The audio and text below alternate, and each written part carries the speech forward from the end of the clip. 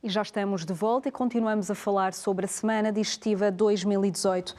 Doutora Rosa, falávamos de algumas patologias, a ingestão de alimentos processados, a forma como nos alimentamos atualmente e devido aqui ao ritmo de vida também contribui para o aparecimento de muitas dessas doenças? Sim, em termos de estilo de vida e, obviamente, em termos de alimentação, de facto, o estilo de vida atual, sedentário, muitas das vezes com alimentação de produtos processados, acaba por contribuir por ou ser fator de risco para alguns cancros, nomeadamente o cancro coloretal, o cancro gástrico e também alguma relação com neoplasias pancreáticas. Não só relacionado com os alimentos processados, mas também com algum estilo de vida, nomeadamente tabagismo, obesidade, acabam por ser fatores de risco para essas neoplasias. Centremos-nos então no cancro do colo retal. Sintomas. Como é que este tipo de cancro surge? A que sinais é que as pessoas devem estar atentas?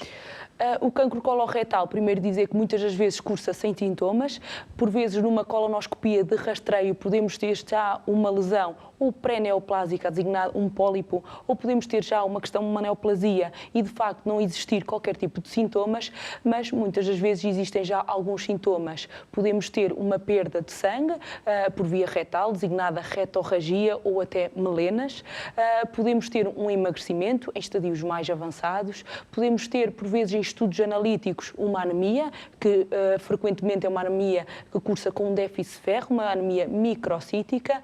Podemos também ter alterações do trânsito intestinal, nomeadamente um doente que nunca foi obstipado, surge com uma obstipação de novo, é também um sintoma de alarme e, claro, uma dor abdominal, que surge também de novo, são alguns dos sintomas e sinais que podem ser suspeitos de um cancro coloretal. As pessoas devem contactar de imediato o seu médico de família, que depois fará o encaminhamento correto. Exatamente, após uma avaliação cuidada do doente, será encaminhado e de acordo com a sintomatologia para a realização, muitas vezes, de estudos endoscópicos que podem, por exemplo, no caso de uma perda de sangue, pode ser iniciado pela realização de uma endoscopia ou de uma endoscopia e de uma colonoscopia. Este é um diagnóstico que geralmente é fácil de chegar a esse diagnóstico?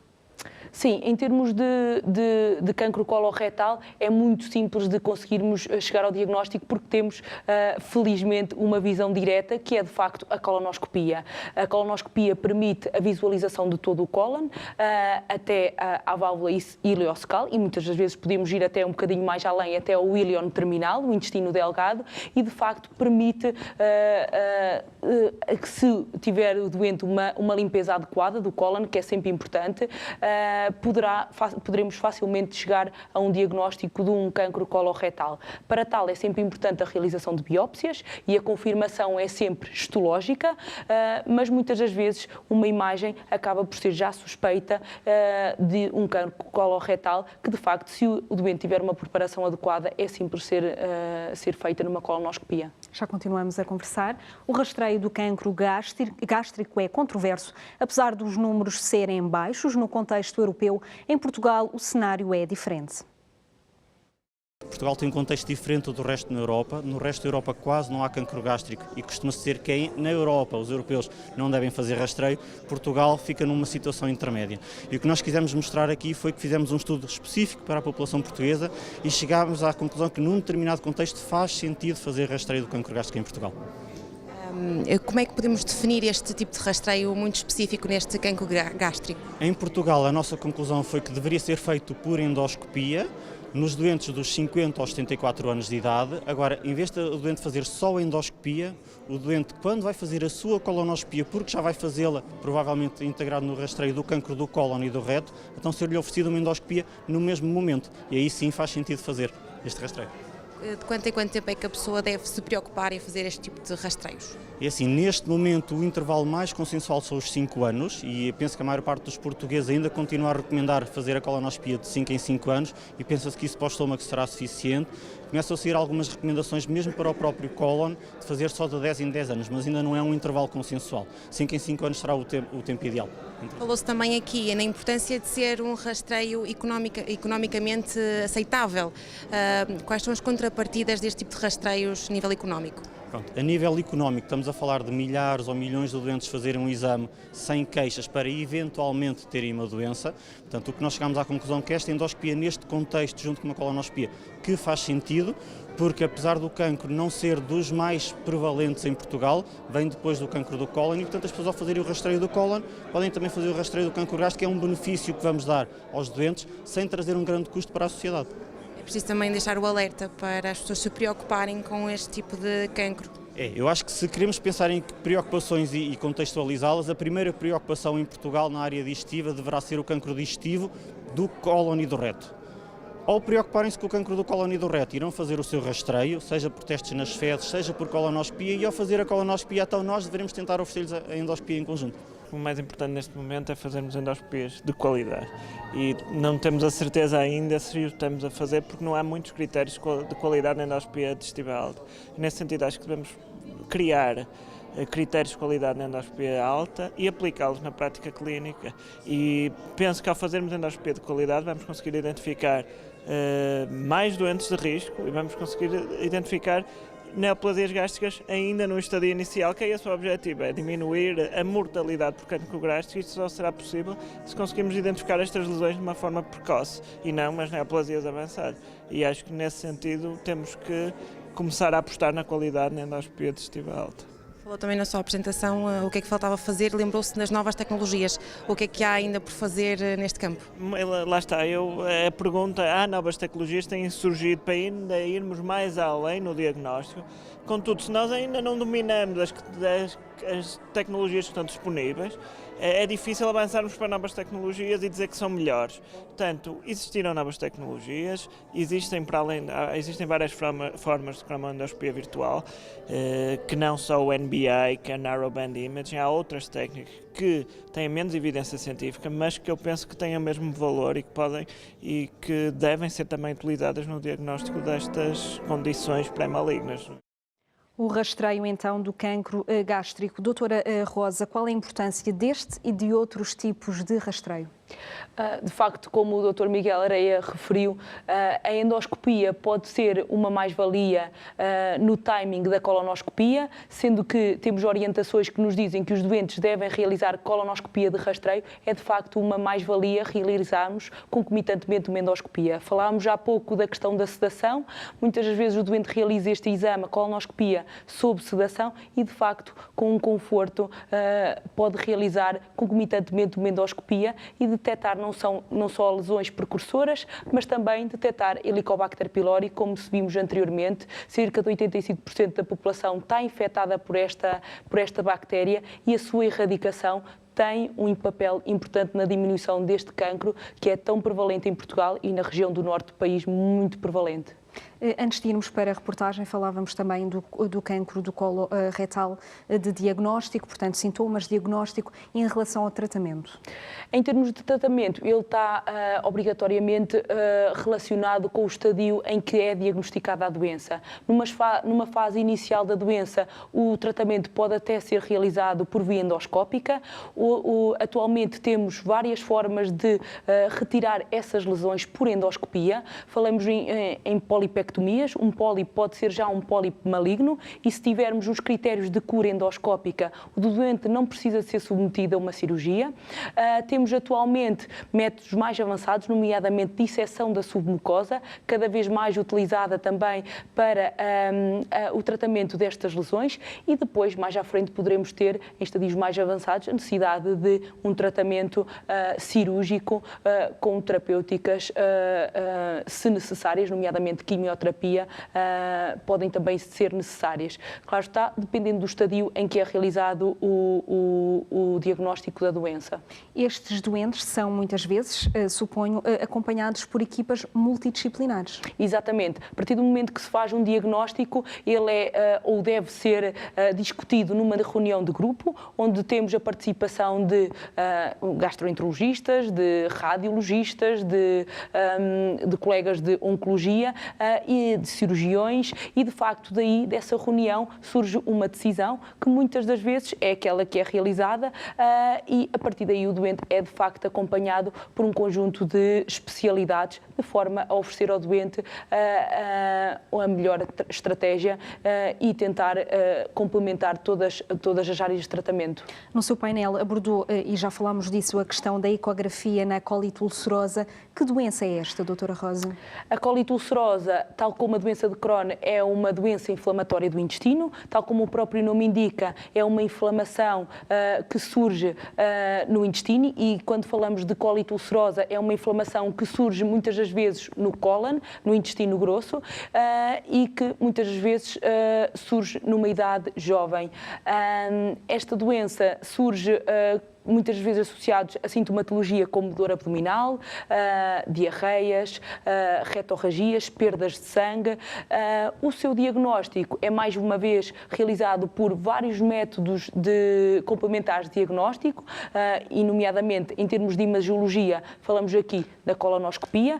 Por vezes pode ou não ser necessário outros exames de imagem, nomeadamente a ecografia, a TAC, a tomografia computurizada. Em termos de tratamento, o tratamento é também ele definido pela gravidade da doença e muitas das vezes é iniciada através de uma terapêutica anti-inflamatória e geralmente existe uma escalada da terapêutica ao longo do tempo. Muitas vezes estes doentes têm que ser acompanhados a nível psicológico, porque muitas destas doenças, entre aspas, podem, portanto, ser inibidores de presença social, digamos assim, estarem com outras pessoas. Sim, atualmente o que nós dizemos é que um doente com colite ulcerosa deverá pelo menos ter uma qualidade de vida semelhante a um doente, a um indivíduo que não tenha colite ulcerosa, e cada vez mais com os tratamentos mais inovadores que temos, a maioria dos doentes são tratados eficazmente e existe uma remissão dos sintomas e de facto o doente consegue ter uma vida dita sem restrições.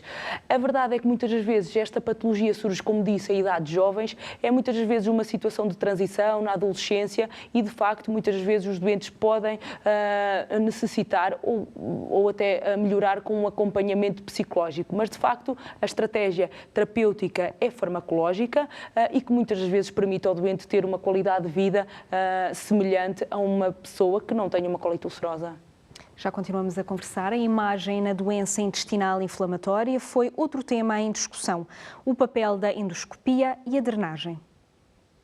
Procurei focar a importância da endoscopia, que é crescente no contexto do seguimento dos doentes com doença inflamatória intestinal em múltiplos contextos. Desde logo na avaliação da atividade, mas que isso era um contexto em que nós já usávamos com frequência na prática clínica, mas cada vez mais também para a avaliação da cicatrização da mucosa, e esse é que é um dos itens mais recentes, digamos, um hot topic atualmente no seguimento dos doentes com doença inflamatória. Sendo curioso que à medida que nós fomos usando mais a endoscopia, também nos fomos preocupando mais com o facto de ser invasiva e de procurarmos arranjar alternativas que se correlacionem com a endoscopia e que evitem a realização de um exame invasivo como é a colonoscopia. Daí a importância da calprotectina, que também atualmente está enraizada na nossa prática diária. Pronto, e depois salientar outros cenários onde a endoscopia pode ser importante, nomeadamente em termos terapêuticos para a abordagem das estenoses e com as dilatações que podem adiar a necessidade de cirurgia ou até num pequeno grupo de doentes evitar a necessidade de cirurgia.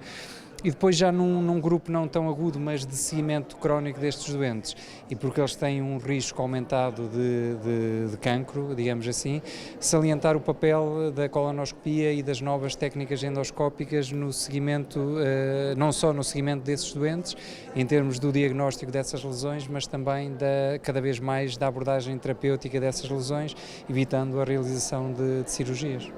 Qual é que é a principal diferença entre esta doença inflamatória intestinal e o síndrome do intestino irritável, que muitas vezes acaba por ser um bocado confundido? Em termos clínicos, podem de facto ser confundidos, e quando temos sobretudo um doente jovem que nos procura com queixas de diarreia, de dor abdominal, estes são dois diagnósticos que temos que colocar como hipótese. A distinção é feita porque, no caso da doença inflamatória intestinal, tal como o nome indica, existe uma inflamação subjacente, que nós podemos detectar ou através de análises, ou através de análise das fezes, ou então pela própria avaliação endoscópica, em oposição ao síndrome do intestino irritável, em que, apesar de ter essas queixas, todos estes exames que eu mencionei, análises de sangue, análises de fezes e avaliação endoscópica, são perfeitamente normais. A doença inflamatória é uma patologia muito importante para os gastroenterologistas. Necessariamente esta mesa é uma mesa claramente com toda a importância neste encontro de gastroenterologistas a nível nacional. No meu tema especificamente, eu vim falar dos abscessos associados à doença inflamatória, que é um problema com o qual nós nos deparamos no nosso dia-a-dia quando tratamos estes doentes, e é realmente um problema porque há uma necessidade emergente de resolver, de tratar o abscesso para podermos continuar a medicação que o doente fazia previamente. Normalmente os doentes que têm uma doença inflamatória, muitos deles estão a fazer terapêutica imunossupressora e, portanto, que, como o próprio nome diz, deprime as resistências do doente e, portanto, têm uma maior propensão para o desenvolvimento de infecções, nomeadamente para a formação de abscessos. Sempre que surge uma complicação infecciosa, como é o caso dos abscessos, isto põe em causa a continuidade dessa terapêutica que os doentes faziam para a doença de base, para a doença inflamatória.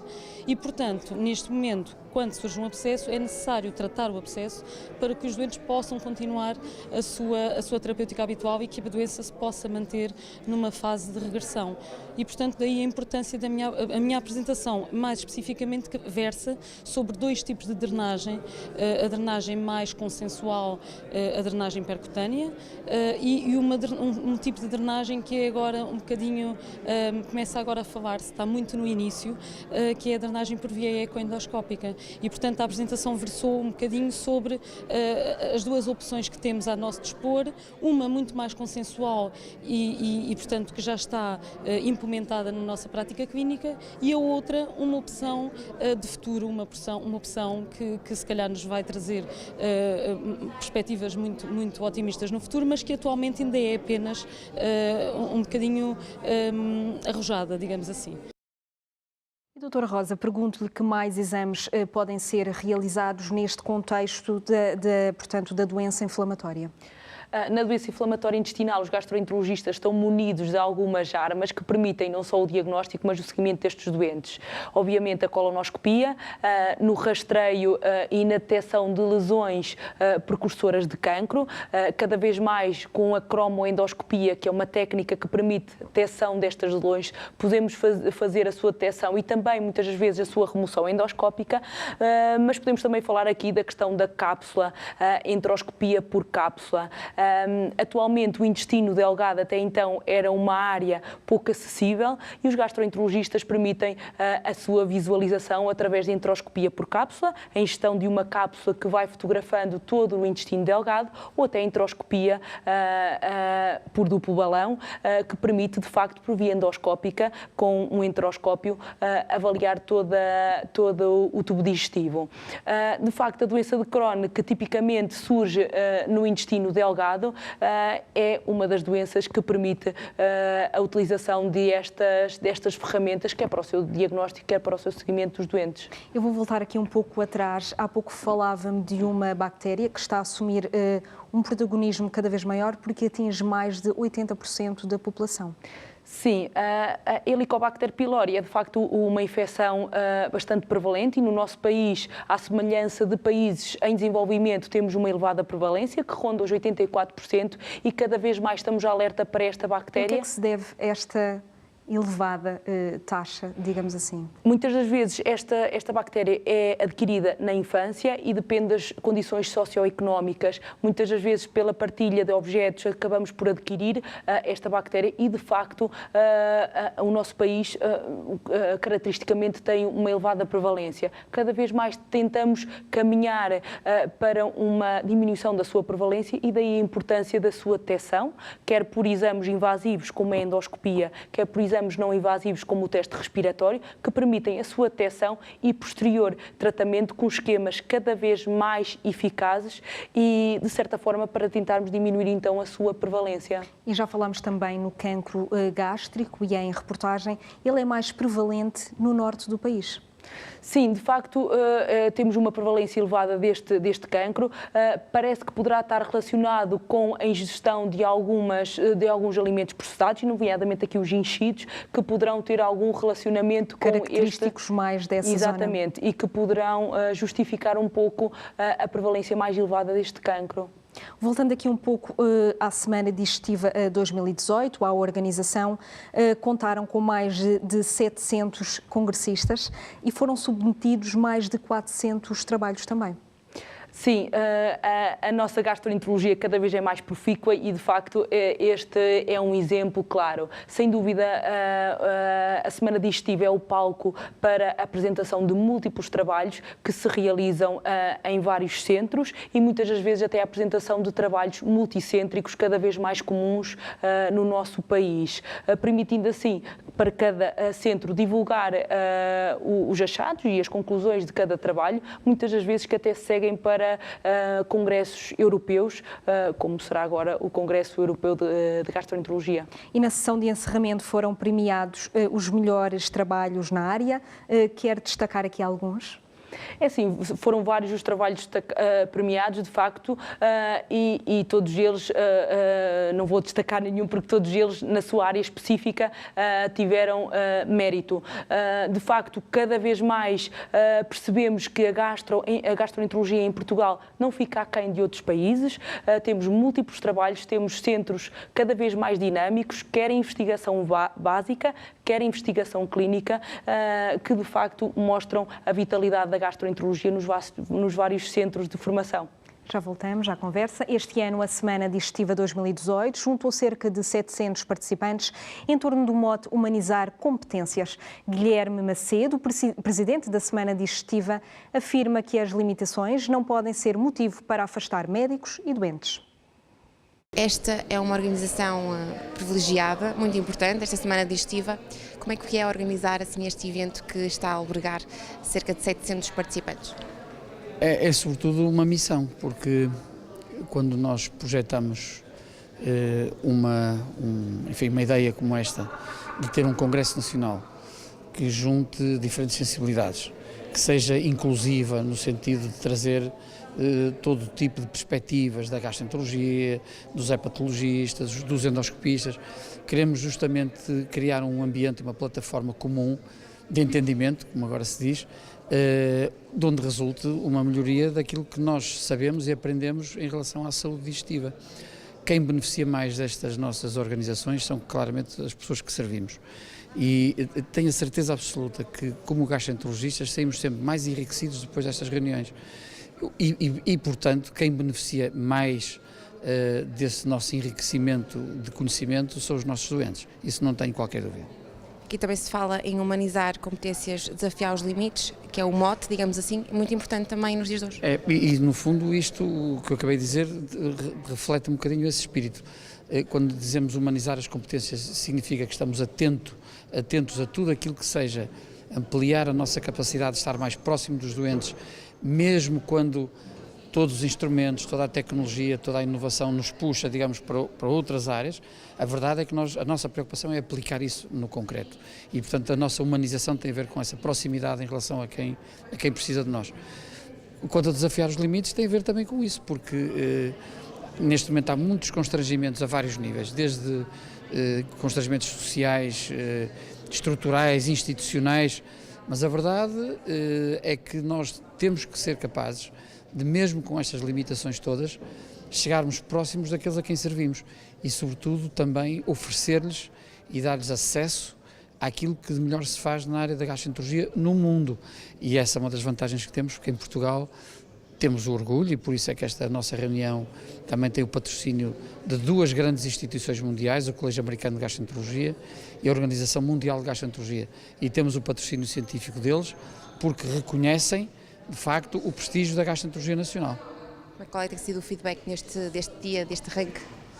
É fantástico e penso que as pessoas compreenderam que estamos também a fazer um apelo ao orgulho de ser gastroenterologista, também conta. No fundo, saber-se que nós temos oportunidades e temos meios de podermos ser melhores e de podermos ser verdadeiramente decisivos para as pessoas, que essa é a nossa missão fundamental.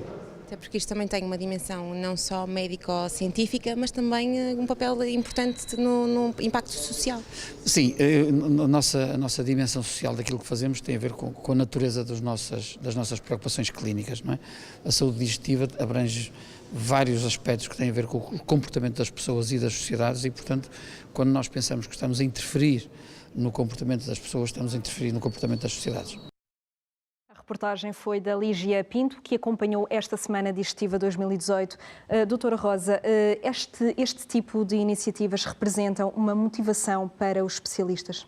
Sim, sem dúvida, a Semana Digestiva e outras iniciativas semelhantes são uma mais-valia pela possibilidade de partilhar informações, novas abordagens e, de facto, crescermos todos, muitas das vezes até num cenário não tão formal. De facto, esta Semana Digestiva, organizada pelo professor Guilherme Macedo, teve um cunho muito pessoal, com um programa social muito ativo e, de facto, permitiu isso mesmo, a partilha de experiências em comum que nos torna mais ricos e, de facto, melhores gastroenterologistas. Vou-lhe aqui dizer duas situações, então, do professor Guilherme Macedo, que lhe peço para comentar. A especialidade percorre um momento de particular entusiasmo, com o reconhecimento nacional e internacional da importância dos assuntos que tratamos. Sim, como tenho vindo a falar, a gastroenterologia é de facto uma especialidade em crescendo que de facto é cada vez mais invasiva, mas é mais invasiva em situações que muitas das vezes noutras eras seriam muito mais ainda invasivas. Muitas das vezes, e como já falámos aqui, acabamos por evitar que um doente seja operado e aí sim a mais-valia desta especialidade que cada vez tenta desafiar os limites e ir um bocadinho mais além. Outra citação: há ainda um longo caminho a percorrer para melhorarmos e sermos ainda mais seguros das capacidades e conhecimentos dos especialistas. Sem dúvida, temos sempre alguma coisa a melhorar e a gastroenterologia é sem dúvida uma especialidade médico-cirúrgica que cada vez mais cresce e sem dúvida teremos sempre mais técnicas a adquirir e a evoluir para sermos ainda melhores. Sente que há algum tipo de evolução desde as edições anteriores, 2015, 2016, 2017, para esta de 2018? Sim, de facto, esta Semana Digestiva foi especial, para mim claramente, porque, como é óbvio, estive na organização, mas de facto tentámos que fossem discutidos temas que nem sempre são abordados, nomeadamente a transplantação fecal. Tentámos trazer palestrantes estrangeiros e, sem dúvida, a questão do programa social que, de facto, fez com que a Semana Digestiva fosse ainda mais abrangente e mais diversificada. Um balanço muito positivo desta edição. O que é que podemos esperar da edição de 2019 e o testemunho também já foi passado? Sim, a próxima Semana Digestiva será organizada, a organização será presidida pelo professor Luís Tomé e decorrerá no Algarve e, sem dúvida, contaremos com a mesma qualidade, ou ainda melhor, com novos palestrantes, novos estudos, novas apresentações e, de facto, será, sem dúvida, mais uma Semana Digestiva em grande. Doutora Rosa Coelho, muito obrigada pela sua passagem no Saúde em Dia. Obrigada. E é com a Semana Digestiva 2018 que hoje ficamos por aqui. Amanhã voltamos com mais temas, sempre com a ajuda dos melhores especialistas em estúdio e dos repórteres do S+, espalhados pelo país. Já sabe, mantenha a sua saúde em dia aqui no S+. Até amanhã.